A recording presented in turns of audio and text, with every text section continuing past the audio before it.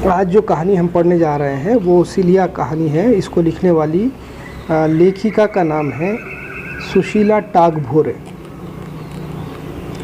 सुशीला टागभोरे दलितवाद को प्रोत्साहन देने वाली आधुनिक एक लेखिका है, कहानीकार है। इन्होंने अपने कलम के द्वारा, साहित्य के द्वारा दलितों के उद्धार के लिए प्रयास किया है। और यहाँ पर जो कहानी प्रस्तुत की गई है, सिलिया एक दलित लड़की की जीवन में होने वाली जो विभिन्न घटनाएं हैं उसको याद दिलाते हुए वर्णाश्रम व्यवस्था में जो शूद्रों के प्रति अन्याय हुआ है और भारतीय समाज में जो छुआछूत की समस्या थी उसको भी उन्होंने रेखांकित किया है और स्पष्ट किया है कि समाज में बदलाव की आवश्यकता है और ये बदलाव कलम के द्वारा ही हो सकता है। और इस छुआछूत की समस्या को और वर्णाश्रम व्यवस्था को समाज से निर्मूलित करने के लिए, इसको हटाने के लिए शूद्रों को चाहिए, दलितों को चाहिए कि वो पढ़ लिख कर एक अच्छे स्थान को ग्रहण करें और वो तरक्की करें। तब कहीं इस प्रकार की जो कमियां समाज में मौजूद है उन कमियों को हटाया जा सकता है। ऐसा संदेश इस कहानी के द्वारा सुशीला टागभोरे जी देना चाहती है।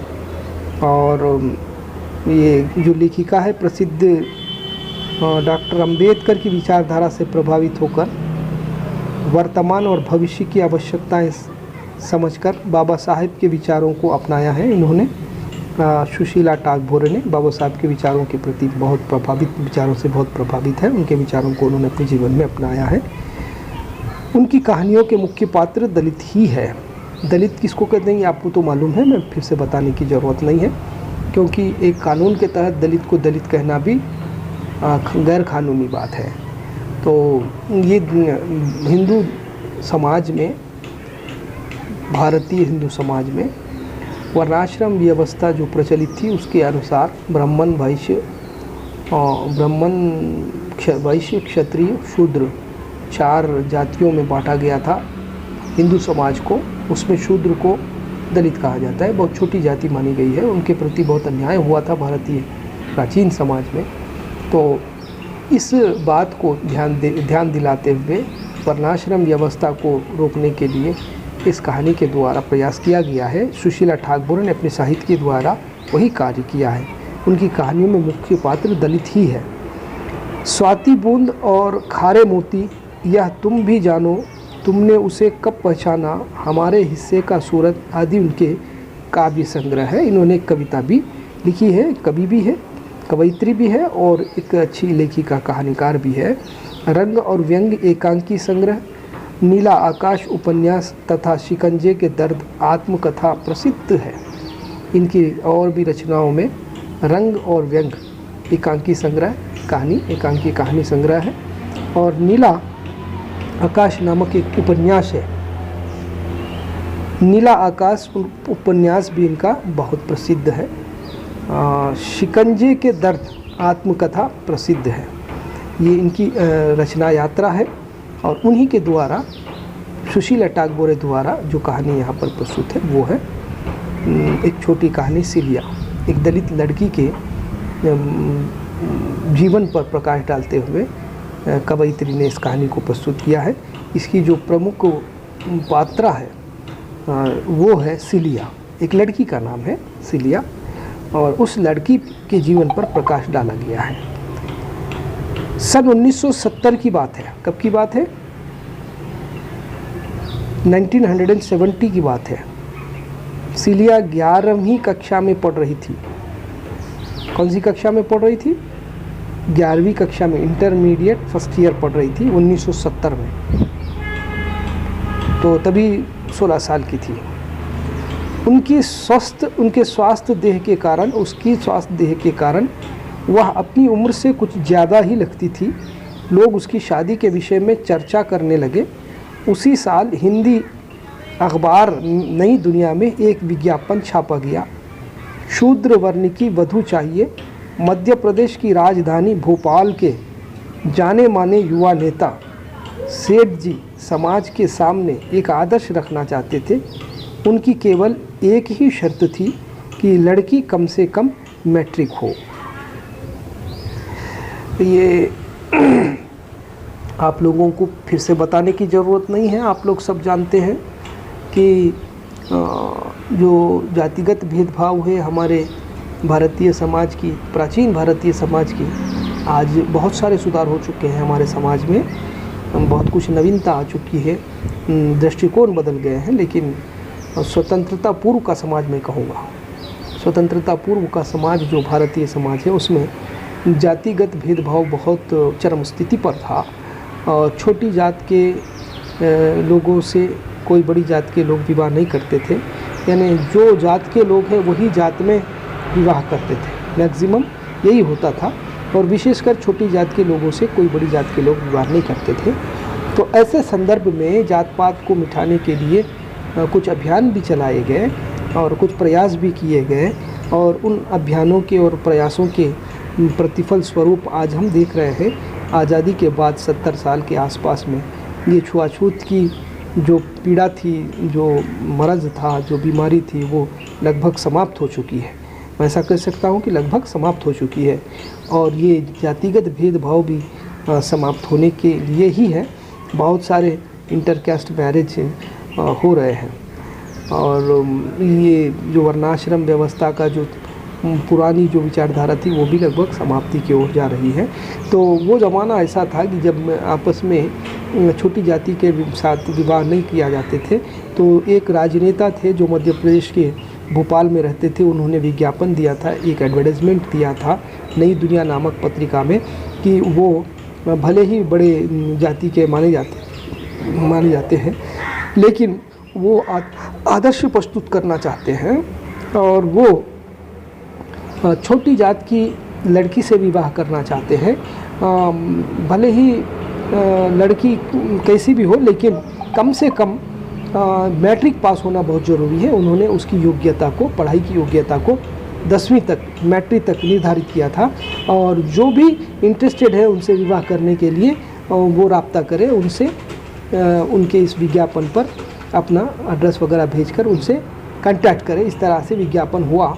तो उस समय जो है उस विज्ञापन को पढ़ने के बाद गांव के कुछ लोग सिलिया की माता को ये संदेश दिए कि सिलिया होनहार लड़की है और वो 10वीं पढ़ रही है, अब उसके लिए जो है ये रिश्ता, ये संबंध बहुत अच्छा रहेगा, बड़े घर में, बड़ी जाति के घर में इसका ब्याह होगा तो बहुत अच्छा होगा, और वो खुद विवाह करना चाहते हैं।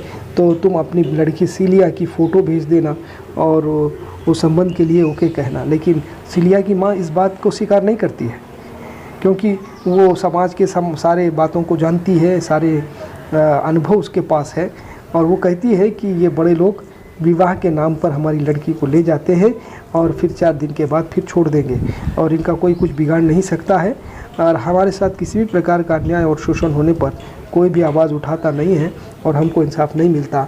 और ये सब ढकोसला है, ये दिखावा है, ये अपना बड़ापन बताते हुए ये रोटों की राजनीति है। इस प्रकार से सिलिया की माँ जो है कहकर उस बात को रोक देती है। तो देखिए, उनकी केवल एक ही शर्त थी कि उनकी लड़की कम से कम मैट्रिक हो, क्योंकि सेठ जी की ये इच्छा थी। लेकिन गांव के बड़े बड़े लोग सिलिया की माँ को सलाह दी कि सिलिया मैट्रिक पढ़ रही है, बहुत होशियार है, समझदार भी है, उसका फ़ोटो, परिचय, पता लिख कर भेज दो। इस विषय में घर में भी चर्चा हुई, रिश्तेदार पड़ोसी सब यही कहते थे। लेकिन सिलिया की माँ साफ साफ कह रही थी कि आज समाज को और सबको दिखाने के लिए हमारी बेटी से शादी कर लेंगे और कल छोड़ देंगे। यह सब बड़े लोगों के चोचले हैं, हम तो नहीं देंगे अपनी बेटी को, हमें उसको खूब पढ़ाएंगे लिखाएंगे, अपनी किस्मत वह खुद बना लेगी। सिलिया की माँ कहती है कि उसकी किस्मत वो खुद बनाएगी अपने हाथों से। वो बहुत होनहार है, बहुत होशियार है, वो कुशल है, और उसे हम किसी भी सेठ को नहीं देंगे, वो ये सेठ लोग विवाह करेंगे और कल छोड़ देंगे, इसकी ज़िंदगी ख़राब हो जाएगी, इसीलिए हम उसको अच्छा पढ़ाना चाहते हैं, सिलिया की माँ ने कहा।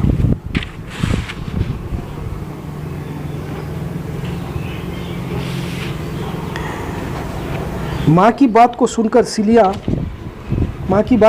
सिलिया के मन में आत्मविश्वास जाग उठा। सिलिया को वह दिन आज याद आया। तब सिलिया 12 साल की थी।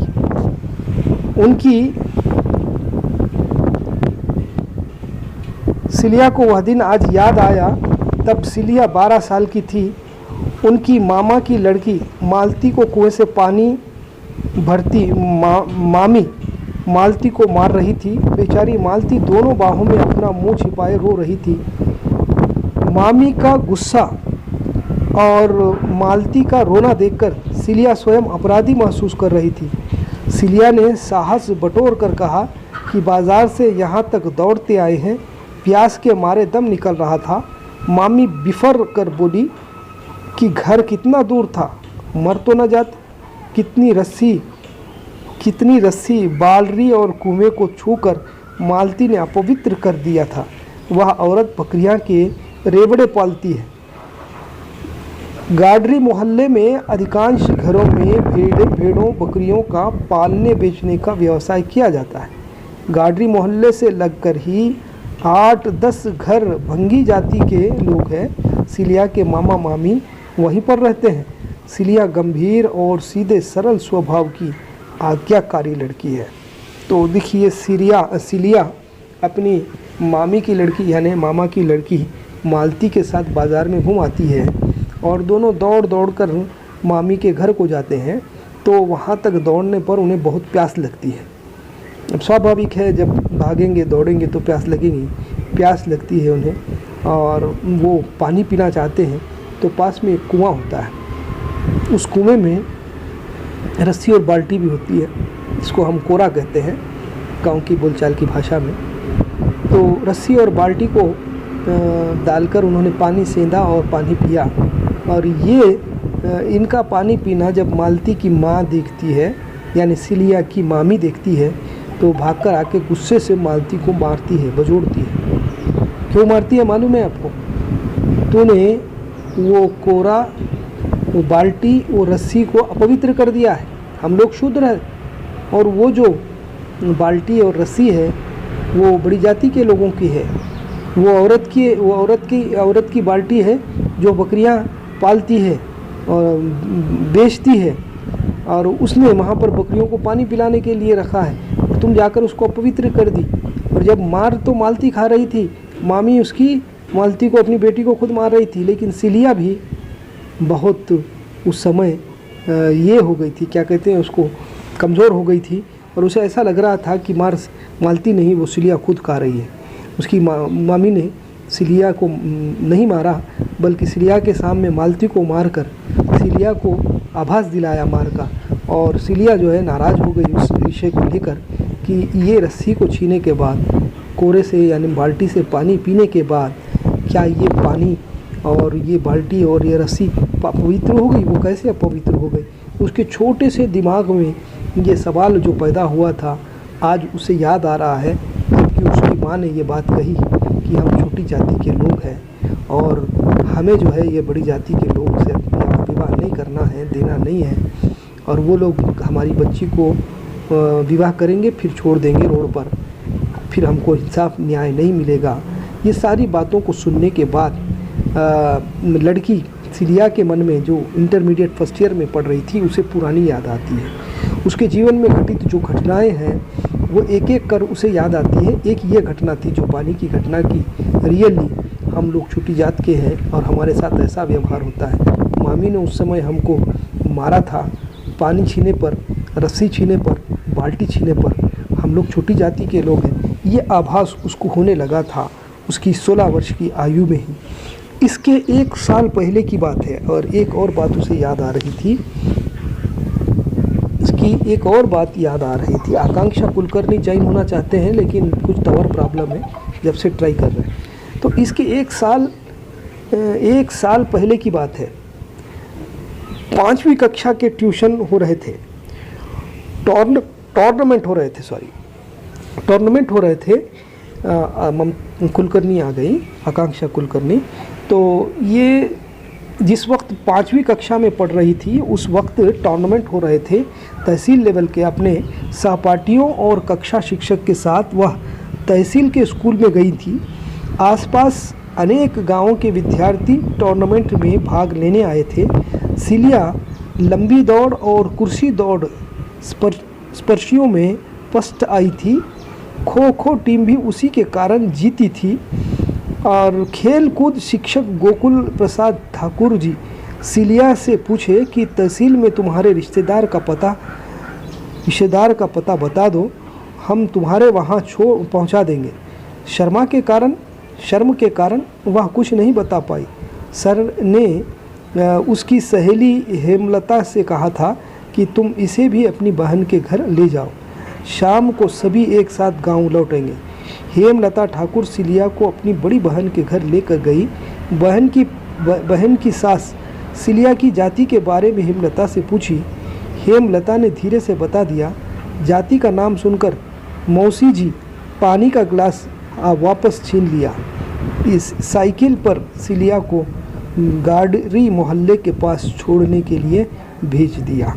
एक और घटना भी सिलिया को याद आ गई। एक वो घटना जो अभी मैंने आपको बताया था कि कुएं से पानी को निकालने का बाल्टी से, और मालती की माँ यानी उसकी मामी का मारना। फिर उसके बाद एक और घटना उसे याद आ रही, जबकि वो इंटरमीडिएट पढ़ रही है, 10वीं पास हो गई, अब इंटरमीडिएट पे है। उसे अपने बीते दिन की कुछ घटना याद आ रही कि उनके समाज के साथ, उनकी अपनी जाति के साथ समाज में क्या अन्याय होते हैं, हो रहे हैं, हुए थे। तो दूसरी घटना उसने याद किया कि जब वो 5वीं कक्षा में पढ़ रही थी तो एक टूर्नामेंट हुआ था। वो टूर्नामेंट तहसील लेवल, मंडल लेवल का टूर्नामेंट था। ये गांव की रहने वाली लड़की थी। तो मंडल लेवल टूर्नामेंट में जाकर इसने बहुत अच्छा प्रदर्शन किया। लंबी रेस यानी रनिंग रेस में भी प्रथम प्राइज़ पाई है। और उसके बाद कुर्सी दौड़ में भी, कुर्सी का जो एक खेल होता है बच्चों के लिए, कुर्सी दौड़ होता है, भाग कर कुर्सी को छीने, उसमें भी ये फर्स्ट आई थी। और खो खो की टीम इसकी तरफ से, इसके मेहनत से खो खो की टीम भी उनके स्कूल की जीती थी। बहुत अच्छा प्रदर्शन उसका हुआ था। शाम का समय हो गया था, फिर वापस गांव नहीं जा सकते थे।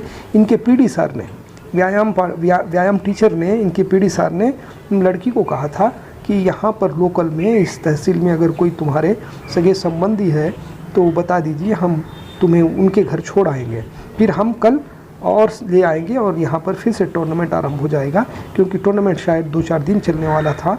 गांव से आए थे, फिर गांव वापस जाकर फिर वापस तहसील को आना, ये मानो उनके लिए थोड़ा कठिन था। तो उन्होंने सोचा कि यहाँ तहसील में ही आज रात रुक जाते। तो वो शर्म के मारे अपनी किसी भी सगे संबंधियों के नाम नहीं बताई, जबकि उसे मालूम था कि उनका एक मोहल्ला है जो छोटी जाति का मोहल्ला है और वहाँ पर उनके सगे संबंधी रहते हैं, लेकिन उसने शर्म के कारण नहीं बताई। तो टीचर, व्यायाम के जो टीचर थे पीडी सर ने एक लड़की को जो ठाकुर जाति की थी, हेमलता नाम था, उसको कहा कि इस लड़की को तुम अपने दीदी के घर ले जाना और एक दिन के लिए रखना, फिर कल लाकर छोड़ देना। वो ले गई टीचर के कहने पर। जबकि वो लड़की की जो जात थी वो बड़ी थी, वो हेमलता ठाकुर नाम था उसका। उसने इसे लेकर अपने दीदी के घर गई। घर जाने के बाद वहाँ पर, अब आपको तो मालूम है, कोई नए सगे संबंधी घर को आते हैं तो उनको पानी दिया जाता है, हाथ पैर धोने के लिए भी दिया जाता है, पीने के लिए भी पानी दिया जाता है। ये हमारे भारतीय समाज की बहुत पुरानी, क्या कहते हैं, हमारे पुराने संस्कार हैं, हमारे पुराने नियम हैं। जो भी नए आते हैं उनको पानी से पैर धुलाया जाता है, फिर पानी भी पीने के लिए दिया जाता है। जब ये लड़की गई हेमलता ठाकुर के साथ उसके अपने दीदी के घर, तो उसकी सास ने, उसकी दीदी की सास ने गिलास में पानी लेकर इसके स्वागत में आई।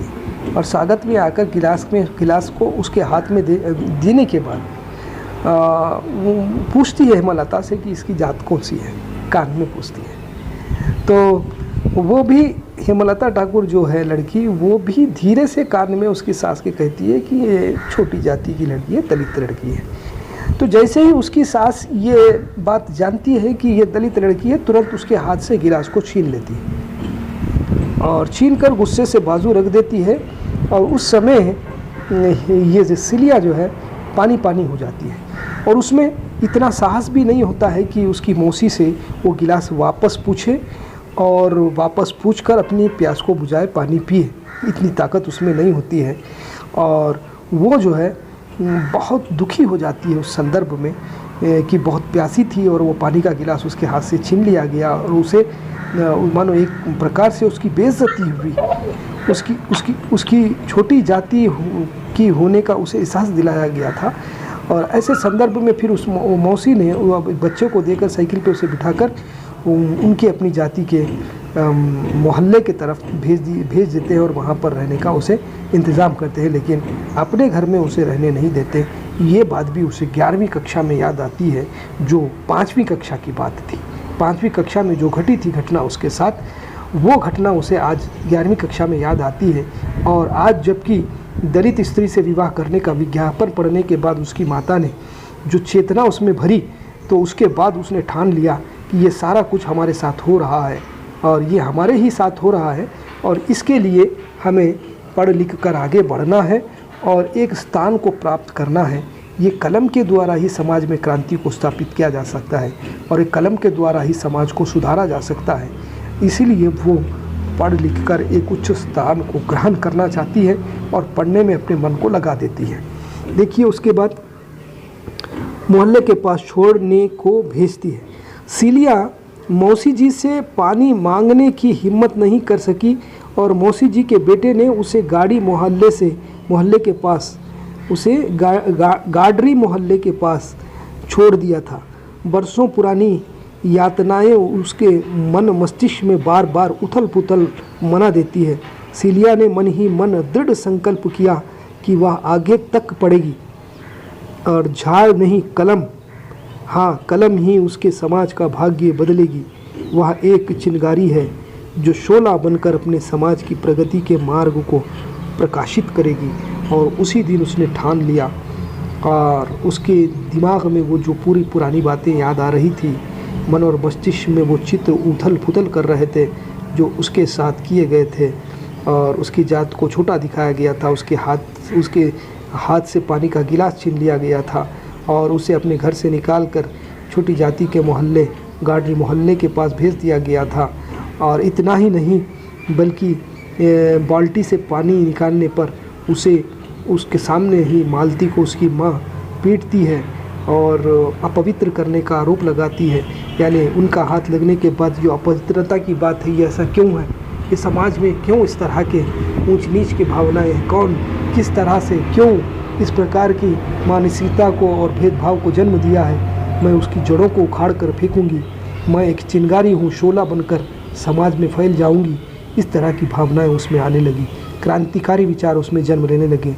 इसके लिए वो कलम को अपना हथियार बनाना चाहती है। वो कहती है कि कलम ये झाड़ नहीं है, ये कलम है और इस कलम के द्वारा मैं चिंगारी बनकर शोला बनकर समाज में चार तरफ फैल जाऊंगी और इस समाज को परिवर्तित कर दूंगी। हमारे दलित समाज के साथ जो अन्याय हो रहा है उस अन्याय का विरोध कर न्याय दिलाऊंगी और ये भेदभाव को हटा दूंगी। इस प्रकार वो प्रण लेती है, मानो भीतर ही भीतर कसम खाती है और अच्छा पढ़कर आगे बढ़ने लगती है। लगभग 20 वर्ष, कितने वर्ष? लगभग 20 वर्ष, 20 साल हो गए उसने कसम खाए, 20 साल हो गए। 20 साल के बाद देश की राजधानी के सबसे विख्यात सभागृह में एक प्रतिष्ठित साहित्य संस्था द्वारा एक महिला को सम्मानित किया जा रहा है। दलित मुक्ति आंदोलन की सक्रिय कार्यकर्ता,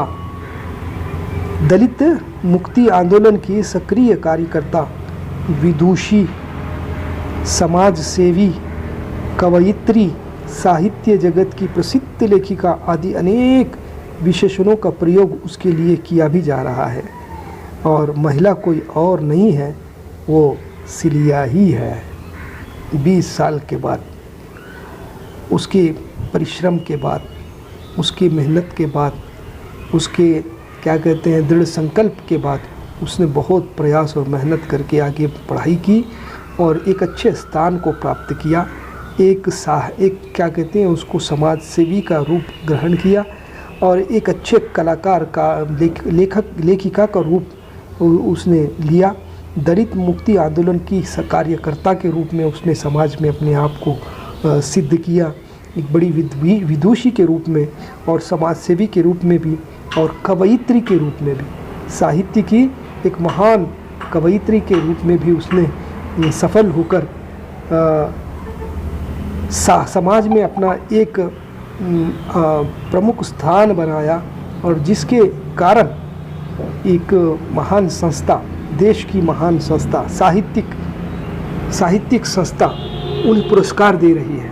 20 साल के बाद वही सिलिया को जो इंटर में रहकर 5वीं में रहकर बहुत सारी यातनाएं झेली थी, छुआछूत की समस्याओं को अपने आंखों से करीब से देखा था और बहुत से प्रेरणाओं को पाकर उसने परिश्रम के साथ आगे बढ़ा था, पढ़ा था, फिर आज 20 साल के बाद देखिए वो एक अच्छी कवयित्री के रूप में, समाज सेवी के रूप में और दलित मुक्ति मोर्चा, दलित मुक्ति आंदोलन की एक सक्रिय कार्यकर्ता के रूप में, एक बड़ी विदुषी के रूप में, एक बड़े प्रतिष्ठित साहित्य पुरस्कार को लेने जा रही है और देश की राजधानी दिल्ली में एक बड़े सभागृह में, एक बड़े कॉन्फ्रेंस हॉल में इन्हें सम्मानित किया जा रहा है, फेलिसिटेट किया जा रहा है। वो कोई और नहीं है, वो सिलिया ही है। वो सिलिया जो एक दलित वर्ग की और दलित परिवार से जिसका संबंध है, छोटी जाति से जिसका संबंध है, जिसे लोग छोटी जात का कहकर छूते नहीं थे, यहाँ तक कि उनका पानी का गिलास भी छूना मना था, रस्सी बाल्टी को छीना भी, कुएं से पानी निकालना भी मना था और अपने घर का ही पानी पीना, किसी और का घर का पानी पीना उनके लिए शोभा नहीं देता था। उस समय समाज की ये स्थिति हो गई थी। तो ऐसे संदर्भ में परिश्रम करके उसने पढ़ा और आज यानी 20 साल के बाद वो एक अच्छी कवयित्री के रूप में भारत के राजधानी में उसने प्राइज़ लिया, सम्मान लिया, फेलिसिटेट किया गया उन्हें। ये थी सिलिया। इस कहानी के द्वारा ठाकबोरे, सुशीला ठाकबोरे हमको ये संदेश देना चाहती है और विशेषकर दलित जाति के लिए संदेश देना चाहती है और साथ ही साथ दलित जाति जैसे ही जो लोग हमारे समाज में ठुकराए गए हैं, जो लोग समाज में क्या कहते हैं उसको दमन किए गए हैं, शोषित किए गए, जिनके ऊपर शोषण किया जा रहा है, ऐसे लोगों के लिए भी इसमें संदेश गूढ़ रूप से छुपा हुआ है कि जो लोग भी इस तरह से समाज से सताए जाते हैं तो उन लोगों को चाहिए कि वो कलम को अपना हथियार बनाएं और कलम के द्वारा समाज में क्रांति को जन्म दें और कलम के द्वारा समाज को परिवर्तित करने का प्रयास करें और स्वयं अपने आप को जो है एक बुद्धिमान और एक महान और एक विदुषी और विद्वान के स्थान पर अपने आप को ले जाए और बड़े प्रयास और प्रयत्न से अपने दिमाग को विकसित करें, विद्वान बने और उसके बाद फिर अपने द्वारा जो है समाज को बदलने का अपने ढंग से और कलम के द्वारा प्रयास करें। ऐसा संदेश ठाकबोरे जी इस कहानी के द्वारा दे रही है। ये कहानी है सिलिया। आप लोगों को समझ में आई कहानी? 10 मिनट का इंडिकेशन हमको मिल गया था, अभी मैं समझता हूँ 5 मिनट और बाकी है हमारे लिए। जावेद समझ में आया? राइट। इलियास? पहले से समझ में नहीं आता। पहले से नहीं आता। तुम आज क्लास में लेट आए, क्या बात है? ठीक है, सो गया था सर। हाँ वो तो है ऐसे ही, लेकिन अलार्म रख के उठना। मैं भी ऐसे ही उठता हूँ ना, अलार्म रख के। ठीक है, फिर कल मैं इसको कहानी एक बार संक्षिप्त में समझा दूंगा क्योंकि अभी मेरा मुंह सूख रहा है, रमज़ान चल रहा है, गर्मी बहुत है। मैं कल इसको फिर एक बार कहानी जो लोग लेट आए हैं उनके लिए संक्षिप्त में बताऊंगा, फिर उसके बाद मैं दूसरा लेसन पढ़ूंगा और हम एक लेसन अभी पढ़ेंगे कल पर्यावरण और हम लगभग एक लेसन